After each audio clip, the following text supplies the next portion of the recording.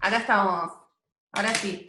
Bueno, con Santi vamos a contar un poco el Museo Etnográfico. No vamos a contar todas sus partes, pero sí vamos a contar cosas que nos llamaron la atención o cosas para prestarles atención. Son como algunas ideas que nos parece que está bueno que resuenen en la cabeza. El Museo Etnográfico se crea en 1904, lo crea la Facultad de Filosofía y Letras de la UBA y funciona durante varios años en el sótano de esta facultad.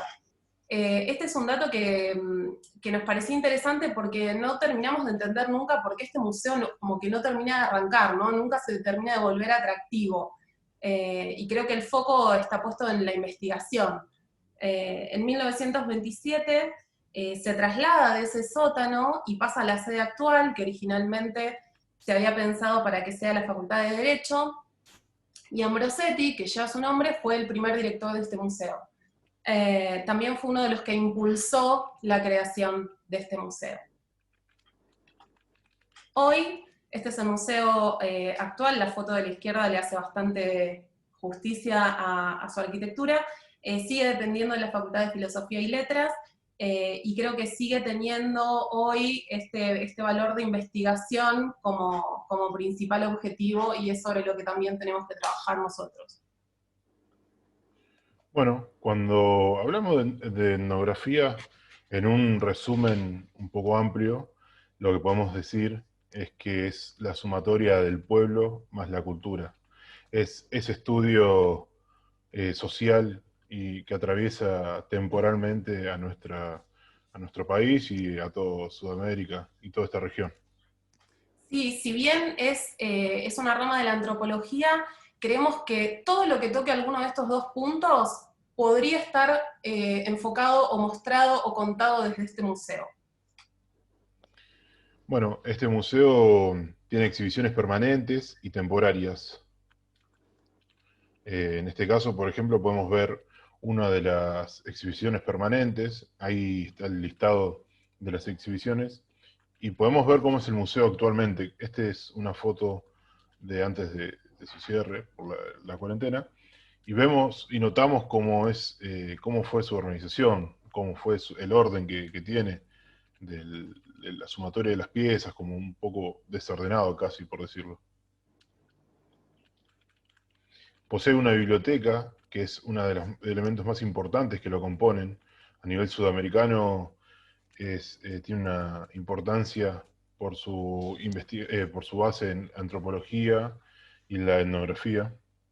Sí, esta no es la biblioteca original, pero es un poco como nosotros nos imaginamos esta biblioteca dentro del museo actual. Bueno, posee un archivo fotográfico y documental, y el fuerte que posee es de la investigación, pero sobre todo de la antropología biológica, que es una de las claves que posee este museo. Antes decíamos que abarca todos los temas que pueden tocarse con pueblo y con cultura. Sin embargo, no hay que olvidarse del patrimonio que tiene. O sea, por más que los temas que nosotros podamos contar desde este museo puedan ser muy amplios, no tenemos que ignorar este volumen, ¿no? O sea, tenemos que tener en cuenta y tener muy presente el valor que tiene esta amplísima colección de piezas y de objetos. Algunas de las figuritas más conocidas o los caballitos de batalla tienen que ver con pensar las muestras textiles, ¿sí? Son en general estos temas que estamos mostrando son bastante atractivos y pueden ser enfocados para distintos públicos. Sí, así como dice Sol, los caballitos de batalla, estos emblemas que posee el museo, son así como es la cerámica, es la alfarería rupestre, son las máscaras, son todos estos elementos que identifican a los pueblos, a las sociedades que atravesaron temporalmente, tanto acá como de Argentina, como de Sudamérica, como de otros países del mundo. Este museo tiene la característica de tomar elementos, de analizar elementos de varias partes del mundo. Y un poco lo que pensábamos era para qué sirve todo esto, ¿no? Es como que cuál es el valor, cuál es el propósito, y un poco como la historia, el pasado sirve para pensar también el presente. Eh, y la etnografía también estudia comportamientos sociales.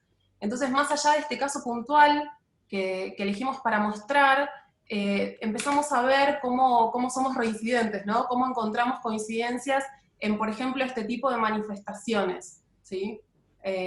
Nos llamaba la atención las coincidencias visuales y gestuales. Bueno, cuando hablamos de la identidad del museo, hablamos de un museo que a su vez es un lugar que atraviesa muy fuertemente las identidades como concepto acá a nivel argentino y a nivel sudamericano, que un- es un- es algo que nos atraviesa muy fuertemente a nivel histórico. Sí, sobre todo en los últimos años, donde hay como una fuerte reflexión sobre qué constituye nuestra identidad. Entonces son temas que también son convocantes y donde se puede ir a buscar y se pueden encontrar estos símbolos con los que el resto de los públicos se pueda identificar. Y un poco pensábamos que cuando pensamos en identidad y un poco en este museo, esta es como una imagen clásica de pensar en los pueblos originarios, así como en los inmigrantes, pero también tenemos que tener en cuenta todo esto, ¿no? O sea, ¿quiénes son los pueblos originarios? ¿Dónde están? ¿De dónde provienen un montón de otros objetos y un montón de otras costumbres que se fueron como importando cuando no existía la importación?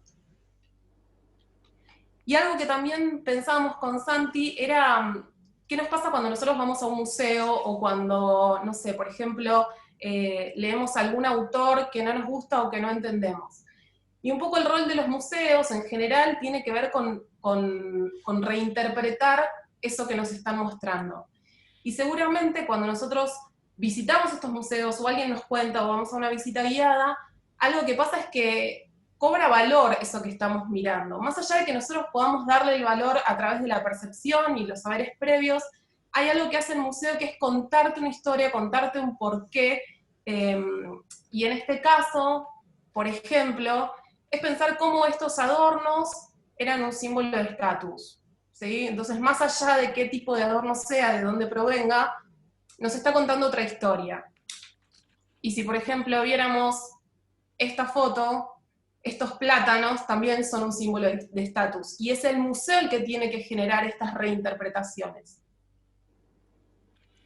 Cuando hablamos del museo, también nos referimos como que es un museo científico, es educativo, es público, es social, es histórico, es político, pero por sobre todas las cosas es atractivo.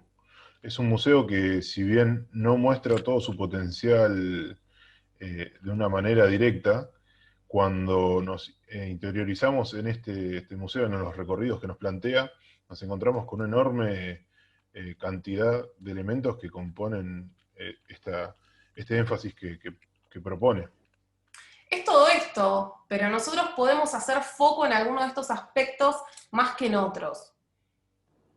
Y estos nos parecían algunos ejemplos. Esta es una muestra itineraria, es una muestra temporal que tuvo lugar en el museo, que habla de la memoria, que habla de esta identidad y que tiene este compromiso político, social e histórico, pero también tenemos muestras que tienen que ver con esta experiencia, que en realidad no es una muestra, es una actividad, es una propuesta lúdica que podría convivir perfectamente con la otra situación, o no, o hacer foco en cada uno de estos lugares. Y es un museo que, si bien hay como hablábamos con Sol, en la situación anterior, por ejemplo, en la de que las máscaras son lúdicas, es un museo que regula también su contenido, tanto en su mensaje, en su forma de enviar su forma de hablar.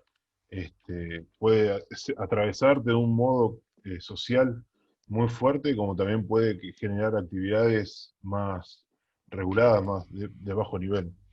Entonces, sabe cómo enviar los mensajes también. Sí, volviendo a esta idea de identidad y de la construcción simbólica, un poco vemos a este museo como, además de conservador, como portador de voz, como divulgador de todas estas ideas y de todos estos valores, y pensando en estos símbolos de identidad nacional, por ejemplo, como que tenemos, por ejemplo, la bandera, también lo entendíamos como el abanderado de estas culturas y de estas voces que también conforman nuestra identidad.